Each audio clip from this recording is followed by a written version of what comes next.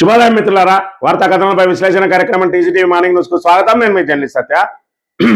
ముందుగా రాష్ట్రంలోని ప్రధాన వార్తలను కనుక పరిశీలించినట్లయితే పురపోరులో పుర హోరు ముగిసింది. నిన్నటి రోజున సాయంత్రం 5 గంటల వరకు ప్రచార సరళి ముగిసింది. ఇక ప్రలోభాలకు తెరలేపింది కాంగ్రెస్. ఇప్పటికే ఇక్కడ గెలుపు మీద అనుమానాలు వ్యక్తమవుతా ఉన్నాయి కాంగ్రెస్ నాయకులకు. వాళ్ళే నిన్నటి రోజున ముఖ్యమంత్రి ప్రెస్ మీట్ లో కూడా ఇక్కడ మున్సిపల్ ఎన్నికల మీద ఇంకా అంచనా వేయలేదు, ఎన్ని వస్తాయో ఇక్కడ ఇప్పుడే చెప్పలేమంటా ఉంటాడు. మరోవైపు త్రిముఖ పోటీ అంటాడు, బీఆర్ఎస్ లేనే లేదని చెప్పి ఇప్పటి వరకు ప్రగల్భాలు పలికినటువంటి ముఖ్యమంత్రి నోటి వెంట ఇక్కడ త్రిముఖ పోటీ జరుగుతూ ఉన్నదని చెప్పి బీజేపీని కూడా ఆయన లైన్ లో పెట్టి ప్రయత్నం చేస్తా ఉన్నాడు. ఇప్పుడు neck to neck Congress BRS కే జరుగుతూ ఉన్నది. పోటీ అనేది ఖచ్చితంగా బీఆర్ఎస్ పై చేయి సాధిస్తుందని చెప్పి ఇంటెలిజెన్స్ నివేదికలన్నీ కూడా ఏకపక్షంగా చెప్పడంతో ఒక్క ఓటుకు 30,000 రూపాయలు కూడా ఇవ్వడానికి సిద్ధపడతా ఉన్నది కాంగ్రెస్. మరోవైపు అనేక రకాల ప్రలోభాలు చేస్తూ ఉంటే ఇక మంతని మున్సిపాలిటీ కనుక చూసుకున్నట్టయితే మంతని మున్సిపాలిటీలో ఇక్కడ వినూత్న రకమైన ప్రచారం సాగింది. ప్రచారంలో భాగంగా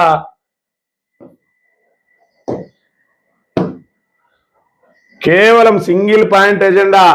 ఇక్కడ మంతనిలో ఈ 2 సంవత్సరాల కాలంలో ఏ విధంగా దోపిడీ జరిగింది, కాంగ్రెస్ అధికారంలోకి వచ్చి రాగానే గప్చుప్ బండి కూడా రోడ్డు మీద పెట్టుకుంటే దానికి కూడా వసూళ్లు చేసిండ్రు కాంగ్రెస్ నాయకులు. మరోవైపు 5-6 ఇండ్లు కూల్చేసిండ్రు. అదే విధంగా అనేక మంది మీ మెట్లు పోతాయి, మీ ఇవి పోతాయి అని చెప్పి బెదిరింపులకు గురి చేసి వాళ్ళ దగ్గర వసూళ్లకు పాల్పడ్డారు. పర్మిషన్కి వెళ్తే ఖచ్చితంగా ముందు కాంగ్రెస్ నాయకులకు ఏ వాడలో పర్మిషన్ కావాలంటే ఆ వాడలో ఉన్నటువంటి కాంగ్రెస్ నాయకునికి 1,00,000-2 లక్షలు ముట్ట చెప్తే తప్ప పర్మిషన్ లేని పరిస్థితి వచ్చింది. దాంతో నిన్నటి రోజున పుట్ట మధుకర్ గారు చెప్పిండ్రు, ఖచ్చితంగా ఈ అక్రమ వసూళ్ల బాధితులు ఎవరైతే ఉన్నారో వాళ్ళందరికీ కూడా ఇక్కడ కాపలాదారులుగా ఉంటారు మా 13 మంది కౌన్సిలర్లు. మా మంతనిని గెలిపించి మా చేతుల్లో పెట్టండి, మిమ్మల్ని అందరినీ సురక్షితంగా కాపాడుకుంటాం, దోపిడీని అంతం చేస్తాం, అవినీతిని అంతం చేస్తామని చెప్పి పుట్టా మధు గారు చెప్పిన మాటలతోటి ఇక్కడ మంతని ప్రజలకు కూడా ఒక ధీమా వచ్చింది. ఖచ్చితంగా బీఆర్ఎస్ ని గెలిపించుకుంటేనే మనం ఇక్కడ మంత్రిలో మనుగడ ఉంటుంది తప్ప ఇక్కడ ఏదైతే కాంగ్రెస్ చేతిలో పెడితే కుక్కలు చింపిన విస్తరలాగా ఎవరికి వాడు దోపిడీకి తెరలేపుతాడు. ఇప్పటికే కాంగ్రెస్ నాయకులే దోపిడీ చేస్తా ఉన్నారు. రేపటి రోజున వాళ్ళందరినీ కౌన్సిలర్గా కనుక గెలిపించినట్టు అయి ఉంటే ఖచ్చితంగా ఇంటి పర్మిషన్ కాదు, ఇంట్లోంచి బయటికి వెళ్ళాలన్నా కూడా వాళ్ళ పర్మిషన్ తీసుకోవాల్సిన దుస్థితి ఏర్పడుతుంది అని చెప్పి ఇక్కడ పెద్ద ఎత్తున ఉంటే ఇక మంత్రి శ్రీధర్ బాబు గారు ఇల్లు తిరిగి పాపం ఇక్కడ ఏదైతే తన పేరు మీద ఓట్లు పడతాయి అనుకునేది ఇన్ని రోజులు ఇక్కడ చూడగా ఆయన పరిస్థితి ఏ విధంగా తయారైంది. నిన్నటి రోజున మంతని మొత్తం అంతా కూడా కలియ తిరిగిండు. 3 రోజుల నుంచి ఇక్కడే మకాం వేసి ఇల్లు తిరుగుతా ఉన్నారు అన్నాదమ్ములు అని అంటే ఏ మేరకు వాళ్ళకు సెగ తగిలిందో మనం ఇక్కడ చూడవచ్చు. ప్రచార సలలిలో ఇక్కడ తిరుగుతూనే ఉన్నాడు పాపం ఆయన. ఇల్లు గల్లి తిరుగుతా ఉంటే 8వ వార్డులో ఇక్కడ మంత్రి శ్రీధర్ బాబును నిలదీసిరు. ప్రజల్లో కూడా చైతన్యం వచ్చింది. ఏమైంది, 2,935 మందికి జాబ్ కార్డులు పోయినాయి, వాళ్ళందరికీ కూడా ప్రత్యామ్నాయ ఉపాధి చూపిస్తా అన్నావు, కనీసం 2 చూపించినవా అని చెప్పి అక్కడ మహిళలతో పాటు నిరుద్యోగులు కూడా ఎవి మాకు ఉద్యోగాలని చెప్పి నిలదీసిర్రు. అంటే ప్రజల లోపల చైతన్యం ప్రారంభమైంది. ఇక్కడ శ్రీధర్ బాబుకు సెగ తగిలింది, మంత్రిలో నిరసన సెగ తాకింది. ఐటీ మంత్రిగా ఏం ఉద్ధరించినామని చెప్పి నిలదీసిరట మహిళలు. ఇక్కడ చూసుకున్నట్లయితే 8వ వార్డులో శ్రీధర్ బాబు నిలదీసిన మహిళలు. ఒకవైపు ఈయన పరిస్థితి ఈ విధంగా ఉంటే బీఆర్ఎస్ జోష్ చూస్తున్నట్టయితే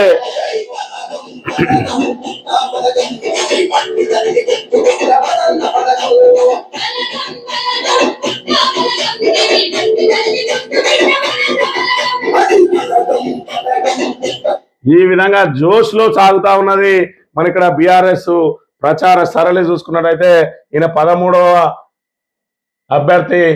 ఇక్కడ చూసుకున్నట్టయితే 13వ దానికి సంబంధించిన ఈయన అభ్యర్థి 13వ ఏదైతే వార్డు ఉన్నదో ఆ వార్డుకు సంబంధించి పూర్తి స్థాయిలో బ్రాహ్మణ ఆధిపత్యం ఉంటది.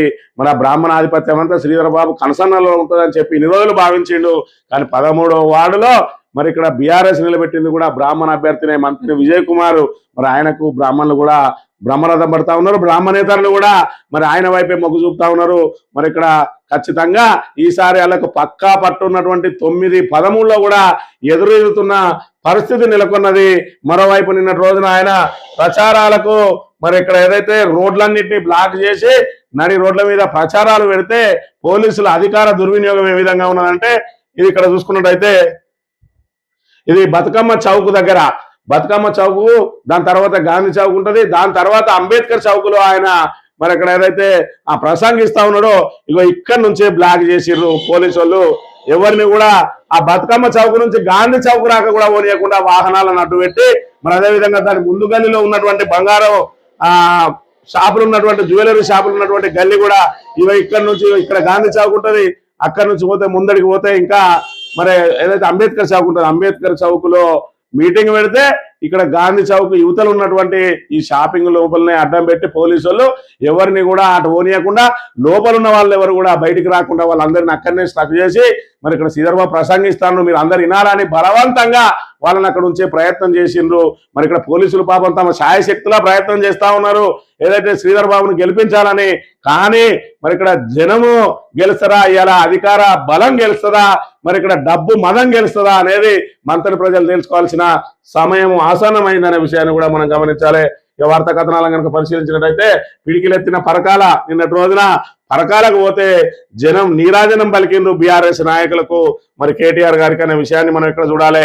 మరి ఈ సందర్భంగా ఆయన మాట్లాడిండు ఏదైతే కేసీఆర్ మీద అనుచిత వ్యాఖ్యలు చేస్తూ నానా దిగజారుడు భాష చిల్లర భాష మాట్లాడుతున్నావు రేవంత్ రెడ్డి, నువ్వు పాతాళంలో దాక్కున్నా వదలమని చెప్పి మరి ఇక్కడ నిన్న రోజున హెచ్చరిక జారీ చేసిండు. హింసించే పులకేష్ లాగా ఇంకా 2 ఏళ్ళు రేవంత్ను భరించాలి, 2 ఏళ్ల తర్వాత రాష్ట్రంలో ఎగిరేది గులాబీ జెండానే. రేవంత్ ఎంతమంది దేవుళ్ళకు మొక్కుతావో మొక్కుకో, పాతాళంలో దాక్కున్నా సరే వదిలేము, ఇక నీకు ఉంటది కేసీఆర్ ను కార్యకర్తలను ఏమైనా అంటే విడిచిపెట్టం కొట్టోడా నీకుంటది అని చెప్పి నిన్న రోజున హెచ్చరించిన పరిస్థితి. ఇక చేసుకో, ఏం చేసుకుంటావో చేసుకో, 2 సంవత్సరాలు ఏం చేసుకుంటావో చేసుకో. ఇప్పటి వరకే అనేక రకాల కేసులు పెట్టి వేధించే ప్రయత్నం చేసి కమిషన్లు వేసి మరి ఇక్కడ నానా యాగి చేసినావు. మరి ఇక్కడ బీఆర్ఎస్ నాయకులను నువ్వేమి చేయలేవు, ఎందుకంటే 10 సంవత్సరాల పాటు పారదర్శక పాలన అందించడం.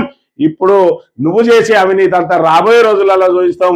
నీ పరిపాలన ఏందో మా పరిపాలన ఏందో ఈ 2 ఏళ్లలో తేటతెల్లమైంది. ప్రజలు ఒక స్పష్టమైన నిర్ణయానికి వచ్చారు, రేవంత్ను పాతాళంలో దొక్కితేనే తెలంగాణ బాగుపడుతుందని, కాంగ్రెస్ ను భూస్థాపితం చేస్తేనే మరి ఇక్కడ తెలంగాణ బాగుపడుతుందని ఒక స్పష్టమైన అభిప్రాయానికి వచ్చారు. మున్సిపల్లో అది స్పష్టంగా కనబడబోతా ఉన్నది. నిన్నటి రోజున ముఖ్యమంత్రి ప్రెస్ మీట్ చూసిన వాళ్ళందరికీ కూడా అర్థమైపోయింది. ఏదో జోషుగా చిల్లర భాష మాట్లాడే ముఖ్యమంత్రి కాబట్టి బేలముఖం పెట్టుకొని మాట్లాడడంతో మరి అది తేటతెల్లమైన విషయాన్ని కూడా మనం ఇక్కడ గమనించాలి. జైలు భయంతోనే రేవంత్ కుట్ర, ఓటుకు నోటు కేసులో సీఎంకు జైలు ఖాయం, తప్పించుకునేందుకు ఫోరెన్సిక్ ల్యాబ్ దహనం అని చెప్పి ఫోరెన్సిక్ ల్యాబ్ ఏదైతే దహనం జరిగిందో దానిలో ఓటుకు నోటు కేసు ఆధారాలు ఉన్నాయి. మరి సుప్రీంకోర్టులో విచారణకు రాబోతా ఉన్నదనే మరి ఆయన కావాలనే దగ్ధం చేయించిండు అని చెప్పి కూడా పెద్ద ఎత్తున ఆరోపణలు చేస్తున్న పరిస్థితి. ఇక ఎన్నికల హామీని ఇంకా నమ్ముతున్నారా? అడ్మినిస్ట్రేషన్ గురించి ఎక్కువ మాట్లాడదలుచుకోలేదు. తెలంగాణ ఉద్యమకారులందరికీ పెన్షన్ జాగా సాధ్యంగా పిటిషన్దారులను ప్రశ్నించిన హైకోర్టు ధర్మాసనం రాష్ట్ర ప్రభుత్వ వివరణ కోసం విచారణ 23కు వాయిదా. మరి ఇక్కడ మనం ఏం చేసినా అధికారంలోకి రావాలి, 100 అబద్ధాలైన ఒక పెళ్లి అన్నట్టు వీళ్ళు 420 హామీలు, దాని పేరే మరి ఇక్కడ 420 గతంలో ఉండే ఐపీసీ సెక్షన్ కింద 420 అంటేనే మోసం. మేము మోసం చేస్తామనే 420 హామీలను ఇచ్చిండ్రు. మరి ఆ హామీలలో ఒకటి తెలంగాణ ఉద్యమకారులందరికీ పెన్షన్ ఇస్తా, అదేవిధంగా వాళ్ళకి ఇంటి స్థలం ఇస్తా, ఇందిరమ్మ ఇల్లు ఇస్తా అని ఏదైతే హామీ ఇచ్చిండో ఆ హామీ నెరవేర్చలేరని కోర్టుకు పోయింది ఒక పిటిషన్ దారుడు. కోర్టుకు పోతే కోర్టు మరి ఇక్కడ ఈ కాంగ్రెస్ ను 2 ఏళ్ల నుంచి చూస్తా ఉన్నది. మరి ఇక్కడ అందుకే ఏం చెప్పింది, ఎన్నికల హామీని ఇంకా మీరు నమ్ముతున్నారా అని చెప్పి ఆశ్చర్యం వ్యక్తం చేసిందట. వాళ్ళు ఇచ్చినే బూటక హామీలు కదా, మీరు ఇంకా కూడా నమ్మి ఇంకా కోర్టుకు వచ్చి కోర్టు ద్వారా వాటిని సాధించుకుందామని ఏ విధంగా ప్రయత్నం చేస్తా ఉన్నారని చెప్పి మరి మీ వివరణ కూడా ఏందని ప్రభుత్వాన్ని చెప్పిందట. అంటే కోర్టులకు కూడా నమ్మకం లేదు రేవంత్ రెడ్డి ప్రభుత్వం మీద ఇచ్చిన హామీలను నెరవేరుస్తారని. ఎందుకంటే 2 ఏళ్లలోనే పుట్టి ముంచెలు 100 రోజులలోనే 6 గ్యారంటీలు అమలు చేసి తీరుతామని చెప్పి 800 రోజులకు వచ్చినా కూడా ఇప్పటి వరకు ఆ హామీలు 6 గ్యారంటీలు లేవు. ఇచ్చిన 420 హామీలలో వాటిలో ఒక్క హామీని నిలబెట్టుకున్నది లేదనే విషయాన్ని మనం గమనించాలి. ఏ చెప్తాను నిన్నటి రోజున ఆయన ముఖం, ఈయన బేల ముఖం చూసినట్టయితే అర్థమవుతా ఉన్నది. ఇన్ని రోజులు జోష్గా ఏకపక్షంగా మనమే ఉన్నాం, బీఆర్ఎస్ ఎక్కడిది అన్నాడు, ఇప్పుడు త్రిముఖ పోటీ జరుగుతుంది అని చెప్పి మాట్లాడుతున్న పరిస్థితి. ఎన్ని గెలుస్తామో చెప్పలేమట, ఎక్కడ చెప్పగలుగుతావు? నీ ఇంటెలిజెన్స్ వ్యవస్థ ఆల్రెడీ చెప్పేసింది, మీరు ఆల్రెడీ కాంగ్రెస్ కు ఇందులో చుక్కెదు రావడం ఖాయమని చెప్పేయడంతో ఇక ప్రలోభాలకు తెరలేపుతా ఉన్నారు రేవంత్ రెడ్డి. ఎన్ని డబ్బులైనా సరే వంచండి, మరి గెలిచిన వాళ్ళందరినీ ఎత్తుకొచ్చుకొని చైర్మన్లను చేసుకుందాం, కానీ ఇప్పుడు గెలవడానికి మాత్రం మరి ఎంత వీలైతే అంత ఖర్చు చేయండి అని చెప్పి చెప్తున్న పరిస్థితి. మున్సిపల్ ఫలితాలపై అంచనా వేయలేదు మీడియాతో రేవంత్ రెడ్డి. పోలింగ్ ముందే చేతులెత్తేసిన సీఎం ఫోరెన్సిక్ ల్యాబ్ ప్రమాదంపై దాటవేత. మరి ఇక్కడ ఫోరెన్సిక్ ల్యాబ్ ఎందుకు కాలింది, దానికి గల కారణాలు ఏంటంటే దాని మీద చెప్తలేడట. ఎందుకంటే ఓటుకు నోటు కేసు మరి అందులో ఆధారాలు ఉన్నాయా లేవా అని కూడా చెప్తలేడు. శిఖా గోయల్ తోటి ఏదైతే ప్రెస్ మీట్ పెట్టించి చేతులు దులుపుకున్నారు తప్ప మరి ఇక్కడ పెద్ద ఎత్తున మరి ఈ 2 ఏళ్ల తర్వాత ఏదైతే ఈయన అధికారం కోల్పోయిన తర్వాత ఈయన మెడకు అది ఏదైతే ఉచ్చు బిగుస్తుందని చెప్పి ఈయన అధికారంలో ఉండగానే ఆధారాలన్నింటినీ కూడా దగ్ధాలు చేస్తున్న దుస్థితి ఈరోజు తెలంగాణలో నెలకొన్నది. సాగునీటి కోసం రోడ్డెక్కిన రైతులు ఎండిపోతున్న మొక్కజొన్న పంటకు నీరు ఇవ్వాలని డిమాండ్. వారబందీ కారణంగా 10 రోజులుగా నిలిచిన సాగర్ నీటి సరఫరా. ఖమ్మం జిల్లా ఏన్కూరు పల్లిపాడు రహదారిపై బైఠాయించి రాస్తారోకో. ఇప్పుడు ఇదే నెల ఫిబ్రవరి నెలలనే నీళ్ళ కోసం సాగునీటి కోసం ఈ విధంగా ఉన్నదంటే మరి ఏప్రిల్ నెల వచ్చేటప్పటికి పరిస్థితి ఏ విధంగా ఉంటుంది? తాగునీటి కోసం బిందెలు పట్టుకొని రోడ్లెక్కే పరిస్థితిని తీసుకొని వచ్చింది ఇలా కాంగ్రెస్ ప్రభుత్వం. మిషన్ భగీరథ పథకాన్ని నిర్వీర్యం చేసింది. పూర్తి స్థాయిలో ఇంటింటికి నల్లాలు ఇచ్చి మరి దాన్ని ఒక ఏదైతే మరి ఇక్కడ ప్రతి ఇంటికి కూడా స్వచ్ఛమైన గోదావరి నీరు ఇవ్వడానికి అన్ని రకాల ఏర్పాట్లు జరిగితే కనీసం మెయింటెనెన్స్ చేయడం చేత కావడం లేదు కాంగ్రెస్ ప్రభుత్వానికి. మెయింటెనెన్స్ చేయడం కూడా చేతగాక చేతులు ఎత్తేయడంతో ఇలా మిషన్ భగీరథ పథకం నిర్వీర్యం కాబోతా ఉన్నది. ఇక ఈ రోజు ఇప్పుడే సాగునీరు అందించడానికి వారాబంద్ పెట్టిరట. 10 రోజుల నుంచి నీళ్ళ సాగర్ నీళ్ళు ఇడిచిపెడతలేరు అంటే మరి ఇక్కడ వీళ్ళు ఏమైనాయి? మన నీళ్ళన్నీ ఏమైతా ఉన్నాయి? మరి ఇక్కడ ఏదైతే టీఆర్ఎస్ ప్రభుత్వం ఉన్నప్పుడు ఎందుకు కలకలలాడినాయి చెరువులు కానీ, అదేవిధంగా కాలువలు కానీ, అదేవిధంగా రిజర్వాయర్లు కానీ ఎందుకు కలకలలాడినాయి? కాళేశ్వరం ప్రాజెక్టు మొత్తం రాష్ట్రాన్ని సస్యశ్యామలం చేస్తే ఇలా కాళేశ్వరం మీద కుట్రపడినటువంటి కాంగ్రెస్ ప్రభుత్వం ఇవాళ ఆ గేట్లన్నీ తెరిచి నీటినంతా కూడా ఆంధ్రకు వదిలేస్తున్న దుస్థితి ఇవాళ తెలంగాణలో నెలకొన్నది. యూరియా యాప్ తిప్పలు, స్మార్ట్ ఫోన్ కోసం రైతుల అప్పులు అని చెప్పి స్మార్ట్ ఫోన్ కొనుక్కోవాల్సిన దుస్థితిని తీసుకొని వచ్చింది. ఇలా రైతు జేబులకు వెళ్ళి మరి ఇక్కడ దుకాణానికి పోయి ఆడ పైసలు పడేసి 10 కావాలన్నా 20 కావాలన్నా కొనుక్కొచ్చుకున్న పరిస్థితి ఆ రోజున యూరియా బస్తాలది. ఇవాళ చూసుకున్నట్టయితే ఒక్క యూరియా బస్తా కోసం ఇవాళ యాప్లోకి పోయి ఆ యాప్లో ఓటీపీలు కొట్టి ఇవి కొట్టి అవి కొట్టి చేయాలి. ప్రతి రైతుకు సెల్ ఫోన్ ఉంటుందా? ఉన్న అందరికి స్మార్ట్ ఫోన్ ఉంటుందా? మరొక్కసారి ఆలోచన చేసుకోండి. ఇక కౌలు రైతు ఆత్మహత్య ఇవైతే కామన్ అయిపోయినాయి. ఇక ట్రాఫిక్ చలాన్లు ఖాతా నుంచే కట్టు, ఆటో డెబిట్ ను అమల్లోకి తెచ్చే యోచనలో సీఎం రేవంత్. బ్యాంకు లావాదేవీలకు ట్రాఫిక్ అజమాయిషి, వాహనం రిజిస్ట్రేషన్ సమయంలో బ్యాంక్ అకౌంట్ సేకరించాలని సూచించిన ముఖ్యమంత్రి వెంటనే అమల్లోకి తెచ్చిన రవాణా శాఖ అధికారులు. బ్యాంక్ ఖాతా వివరాలు ఇస్తేనే వాహన రిజిస్ట్రేషన్. మన రేవంత్ రెడ్డి ప్రతిపక్షంలో ఉన్నప్పుడు ఏమన్నాడు? తెలుసో తెలియకో పిల్లలు గిన్నంత మందు దాగి పోతే వాళ్ళకు పీకలు పెట్టి మనల దగ్గర డబ్బులు వసూలు చేస్తావా, ఖజానా నింపుకుంటావా సన్నాసి అన్నాడు. మరి తెలుసో తెలియకో ఎవడన్నా కొంచెం సిగ్నల్ క్రాస్ లేదంటే కొంచెం హై స్పీడ్లో పోతే వాళ్ళకి ఫోటోలు కొట్టి వాళ్ళ బ్యాంకుల నుంచి వాళ్ళకి తెలియకుండానే డబ్బులు వసూలు చేస్తావా సన్నాసి అని ఇలా యావత్ తెలంగాణ సమాజం నేను ప్రశ్నిస్తా ఉన్నది. అధికారంలో ఉన్నప్పుడు ఒక మాట, ప్రతిపక్షంలో ఉన్నప్పుడు ఒక మాట. నరం లేని నాలుక రేవంత్ రెడ్డి ఇలాంటి చిల్లర ముఖ్యమంత్రి చేయబట్టి తెలంగాణ అని బయట ఎక్కడికన్నా ఇతర రాష్ట్రాలు పోతే మేము తెలంగాణ పౌరునని చెప్పుకోవడానికే ఇలా తెలంగాణ యావత్ సమాజం సిగ్గుపడతా ఉన్నది. ఇంత నీచమైన దరిద్రం కొట్టు మరి ఇక్కడ దిక్మాలిన ముఖ్యమంత్రిని ఇప్పటి వరకు దేశంలో ఎక్కడ కూడా ఎవరు కూడా చూడలేదనే విషయాన్ని మనం ఇక్కడ చూడవచ్చు. ఇక సాక్షి విషయానికి వస్తే బీజేపీ తెచ్చింది ఏమి లేదు, బీఆర్ఎస్ కు అర్హత లేదు, ప్రజా సంక్షేమ అభివృద్ధి కాంగ్రెస్ ప్రభుత్వం కట్టుబడి ఉందంటున్న CM Revanth. BJP BRS Congress ప్రభుత్వాల పనితీరును విశ్లేషించి ఓటేయాలి. ఆ విశ్లేషించి ఓటేస్తే నీకు ఒక్క ఓటు కూడా పడది. నీ కాంగ్రెస్ కార్యకర్తలు కూడా ఇవాళ ఓటేయడానికి సిద్ధంగా లేరు. 10 సంవత్సరాల బీఆర్ఎస్ పరిపాలన, నువ్వు 2 సంవత్సరాల నీ కాంగ్రెస్ పరిపాలన చూసుకున్నట్టయితే ఈ 2 సంవత్సరాలలోనే తెలంగాణను సర్వనాశనం చేసి సర్వభ్రష్ట పాలన చేస్తా ఉన్నటువంటి రేవంత్ రెడ్డి చెప్పిన మాటలను మరి ఖచ్చితంగా తెలంగాణ ప్రజానీకం పరిగణలోకి తీసుకోవాలి. ఈ 2 ప్రభుత్వాల పనితీరును పరిశీలించి గతంలో ఏ విధంగా ఉండే, పారదర్శకంగా ఏ విధంగా ఉండే, సంక్షేమ పథకాలు ఏ విధంగా అమలయ్యేవి, దానికి ఎవరి దగ్గరనన్నా మరి ఇక్కడ మీరు లంచాలు ఇచ్చిందా ఒకసారి ఆలోచన చేసుకొని టంచనగా మీ ఖాతాలలో డబ్బులు పడ్డాయా లేదంటే బీఆర్ఎస్ కార్యకర్తలు చెప్పిన వాళ్ళకే పడ్డాయా ఒకసారి ఆలోచన చేసుకొని ఇలా కాంగ్రెస్ లా అసలు సంక్షేమ పథకాలు అమలవుతానయా, అభివృద్ధి అనేది కనబడుతుందా కూడా చూసుకొని ఆయన చెప్పిన మాట ప్రకారమే బేరీజ్ చేసుకుని ఓటేయాలి. కాంగ్రెస్ ను పాతాళంలో తొక్కి పెట్టాలి. కాంగ్రెస్ కు మళ్ళీ ఓటేస్తే ఆగమే. ఇప్పటికే గోసపడుతున్నాం, ఇకపై ఆ పరిస్థితి వద్దు. కేసీఆర్ ను తిట్టిన వాళ్ళను వదిలిపెట్టం. మరి ఇక్కడ కేసీఆర్ ను తిట్టడమే పనిగా పెట్టుకున్నాడు. దానికోసమే ఆయన ఓట్లు అడగాలంటే విద్వేషపూరిత ప్రసంగాలతోటే ఓట్లు అడుగుతున్నాడు తప్ప నేను చేసిన అభివృద్ధి 2 ఏళ్లలో ఈ 3 ఏళ్లలో గిజ్జెత్తా అని మాత్రం చెప్పడానికి ఆయన దగ్గర ఏమి లేవు. మున్సిపల్ ముచ్చెమటల్ ఓర్గల్లో మున్సిపల్ ఎన్నికలు ముఖ్య నేతలకు ముచ్చెమటలు పట్టిస్తున్నాయి. ఈ ఎన్నికలు కాంగ్రెస్ బీఆర్ఎస్ బీజేపీలకు ప్రతిష్టాత్మకంగా మారినాయట. అంతటా కూడా ప్రతిష్టాత్మకంగానే మారిన పరిస్థితి. కొంటున్నారా, కుమ్మక్క అవుతున్నారా? దారి తప్పిన థర్మల్ రసాయనాలు అవసరానికి మించి కొనుగోలు చేస్తున్న అధికారులు కాలం చెల్లడంతో నిరుపయోగం. ప్రతి థర్మల్ కేంద్రానికి కోట్ల నష్టం. గడువు తీరడంతో పూర్తి చేస్తున్న అధికారులు వాటిపై ఆడిట్ ఉండడం లేదంటున్న సిఆర్సి అని చెప్పి మరి ఇక్కడ థర్మల్ విద్యుత్తు ఏదైతే థర్మల్ విద్యుత్ తయారు చేసే మరి ఇక్కడ ఏవైతే ఉన్నాయో థర్మల్ విద్యుత్ కేంద్రాలు వాళ్ళ రసాయనాలు కొని వృధా చేస్తా ఉన్నారు. ఆడిట్ ఉండడం లేదని చెప్తున్న పరిస్థితి. అంటే అధికారులు జేబులు నింపుకోవడం కోసం అవసరం లేని వాటిని కూడా కొనుగోలు చేసి వాటిని వృధాగా వదిలేస్తున్న పరిస్థితి. కాంగ్రెస్ బీజేపీ మధ్య మున్సిపల్ పవర్ ఇంకా బీజేపీ బతుకున్నదని చెప్పి ఇంకా మరి వీళ్ళు కలలు కంటా ఉన్నారు. ఇక్కడ ఏదైతే రేవంత్ రెడ్డి మరి ఇక్కడ బీజేపీ దోస్తానా మరి ఇక్కడ ఒకవైపు వైరీ పక్షాలైనటువంటి కాంగ్రెస్ బీజేపీలు ఇక్కడ చెట్టా పట్టాలు వేసుకొని ఎవరి జేబులు నింపుకోవడానికి మరి ఒకరికొకరు సహాయం చేసుకుంటూ ఇలా సింగరేణిని సర్వభ్రష్ట పాలన చేసుకుంటూ సింగరేణిని సర్వనాశనం చేస్తూ ఉంటే మరి ఇక్కడ కేంద్ర బొగ్గు గనుల శాఖ మంత్రిగా వేడుక చూస్తూ ఉన్నాడు. ఈయన వాట ఈయనకు, ఆయన వాట ఆయనకని చెప్పి ఎవరి మాట వాడు వంచుకొని ఇటు బండి సంజయ్, ఇటు కిషన్ రెడ్డి, ఇటు మిగతా ఎంపీలు, ఈటల రాజేందర్ మినహా బీజేపీ ఎంపీలు అందరూ కూడా కాంగ్రెస్ తోటి కుమ్మక్కై అసలు కాంగ్రెస్ ను పల్లెత్తు మాట అనకుండా బీఆర్ఎస్ నే టార్గెట్ చేసుకుంటున్న పరిస్థితిని కూడా మనం ఇక్కడ చూడవచ్చు. ఈ ఆంధ్ర జ్యోతి విషయానికి వస్తే పాతాళంలో దాక్కున్న వదిలిపెట్టమంటున్న రేవంత్ రెడ్డి. ఇక కేసీఆర్ కుటుంబాన్ని అరెస్ట్ చేసే దమ్ము లేదని ఒప్పుకున్నట. ఆ మేరకు కేంద్రానికి లేఖ రాయండి, అప్పుడు వారి సంగతి మేము చూసుకుంటాం. సీఎం రేవంత్ కేంద్ర మంత్రి బండి సంజయ్ సవాల్.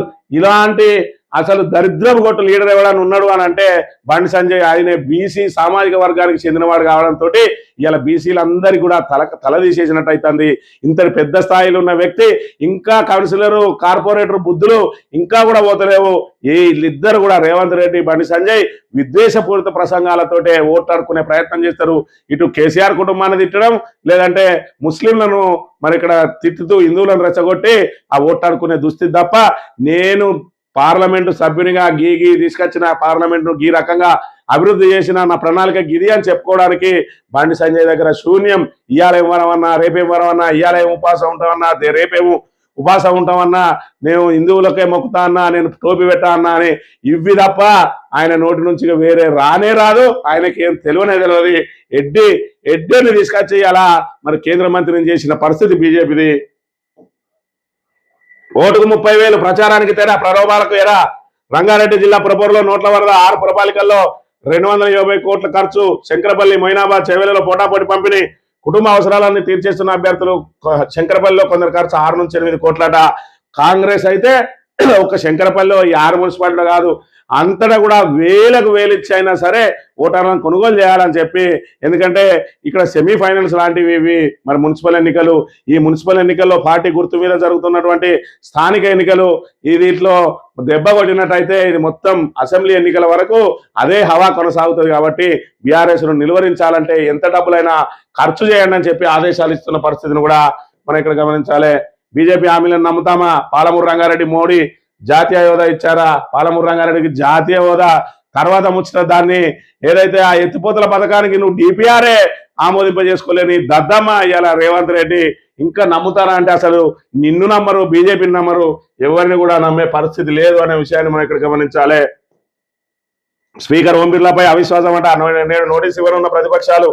ఇప్పటికే 103 మంది ఎంపీల సంతకాలు. 2వ విడత బడ్జెట్ సమావేశాల్లో చర్చాట. అక్కడనేమో మమ్మల్ని మాట్లాడనిత్తలేరు అని గగ్గోలు పెడతాడు ఏదైతే రాహుల్ గాంధీ. మరి ఇక్కడ అసెంబ్లీకి వచ్చేటప్పటికి నీ రేవంత్ రెడ్డి ఏం చెప్తాడు, నీ స్పీకర్ ఏం చెప్తాడు, అసలు ప్రతిపక్షాలకు మైకే ఇస్తలేడు. మరి పారిపోతా ఉన్నది నీ కాంగ్రెస్ ప్రభుత్వం. ఇవాళ మైకులు ఇవ్వకుండా మైకులు కట్ చేసి మీరు ఏం మాట్లాడద్దు, గిదిని వినే మాట్లాడు, 1 నిమిషం మాట్లాడున్నా చెప్పి ఇవాళ స్వేచ్ఛ లేకుండా చేస్తా ఉన్నారు. ప్రజాస్వామ్యాన్ని కూలి చేసేదే కాంగ్రెస్ పార్టీ అనే విషయాన్ని మనం ఇక్కడ గమనించాలి. వాహనాల కొనుగోలుకు పాన్ తప్పనిసరట. వాహనాల కొనుగోలుకు పానే కాదు, బ్యాంక్ అకౌంట్ కూడా కావాలన్నట. మరి ఇక్కడ ఖచ్చితంగా వాహనదారుల జేబులకు వాళ్ళకు సంబంధమే లేకుండా చిల్లులు కొట్టే ప్రయత్నం జరుగుతూ ఉన్నది. ఈనాడు దినపత్రిక విషయానికి వస్తే అభివృద్ధి బాధ్యత నాదే, ఆశీర్వదించండి. ఇంకెన్నాడు 2 ఏళ్ళు అయింది, నువ్వు ఏం బిగినవో చెప్పడానికి లేకుండా ఇంకా కూడా అభివృద్ధి బాధ్యత నాదే, అభివృద్ధి బాధ్యత నాదే అంటా ఉన్నాడు. కోట్ల అప్పులు తీసుకొని వస్తాడు. ఇలా ఏ సంక్షేమ పథకం అమలు చేయాలన్నా మరి ఇక్కడ ఖచ్చితంగా అప్పు తెచ్చే పెట్టాలి. ఇలా రైతు భరోసా డిసెంబర్లో ఇవ్వాలి, ఫిబ్రవరిలో కూడా ఇవ్వలేదు. మున్సిపల్ ఎన్నికలు ఆయనకి ఇస్తా అంటాడు. మరి ఏదైతే మున్సిపల్ ఎన్నికల్లో తమకు అనుకూలంగా కనుక ఎంతో కొంత మెరుగ్గా కనబడితే పరిషత్ ఎన్నికలకు పోతాడు. ఎంపీటీసీ, జెడ్పీటీసీ ఎన్నికల ముందు మరి ఇక్కడ రైతులకు రైతు భరోసా ఇవ్వడానికి ఇప్పటికే ఇండెంట్ పెట్టిన ఆర్బీఐకి అప్పు కోసం 3 లక్షల కోట్ల అప్పు చేసిండు ఇప్పటి వరకు. కొత్త పాలసీ లేదు, కొత్త విధానం లేదు, కొత్త మన ఇక్కడ పథకాలు అమలు లేదు, 6 గ్యారెంటీలు అమలు చేసేది లేదు, 420 హామీలను నిలబెట్టుకున్నది లేదు. కానీ అప్పుల మీద అప్పులు చేస్తూ ఇలా జేబులు నింపుకొని రోజుకో స్కామ్ బయటకు వస్తుంది తప్ప ఇప్పటి వరకు వాళ్ళు ఇచ్చిన ఏ హామీని నిలబెట్టుకోలేదు. 6 గ్యారెంటీలు అయితే 100 రోజులే అన్నాడు. తులం బంగారం కళ్యాణ లక్ష్మిలో ఇస్తా అని అసలు ఆ ₹1,00,000 మరి ఇక్కడ పెళ్ళైతే పిల్ల పుట్టిన తర్వాత వాళ్ళకు ఏదైతే మన యానివర్సరీ చేసుకుంటారో అప్పుడు వస్తున్న పరిస్థితిని మనం ఎలా చూడాలి. ఈ రకంగా తెలంగాణను పూర్తి స్థాయిలో సర్వనాశనం చేస్తున్న కాంగ్రెస్ కు బుద్ధి చెప్పే అవకాశం ఇలా మున్సిపల్ ఓటర్లకు వచ్చింది. కాబట్టి ఖచ్చితంగా కాంగ్రెస్ ను పాతాళంలో దొక్కి మరి కాంగ్రెస్ మెడలు వంచి రాబోయే ఈ 2 సంవత్సరాలు తెలంగాణ దోపిడీ కాకుండా మనం నిలువరించగలిగితే నెక్స్ట్ వచ్చే బీఆర్ఎస్ లో మళ్ళీ మరి ఇక్కడ బెహతరీన్ గా అభివృద్ధి చేసుకోవచ్చు. ఖచ్చితంగా మళ్ళీ మనం అభివృద్ధి పథంలో దూసుకుపోవచ్చు.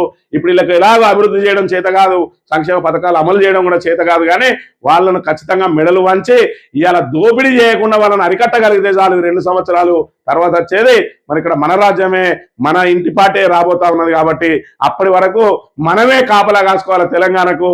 కాబట్టి ఖచ్చితంగా ఎన్నికలు ఎప్పుడు వచ్చినా ఏదైతే కాంగ్రెస్ ను భూస్థాపితం చేయాల్సిన బాధ్యత మరి ఇప్పుడు మున్సిపల్ ఓటర్ల మీద ఉన్నాయని తెలియజేస్తూ ఇది ఈరోజు మార్నింగ్ న్యూస్. రేపు వెళ్తాం. Thank you very much.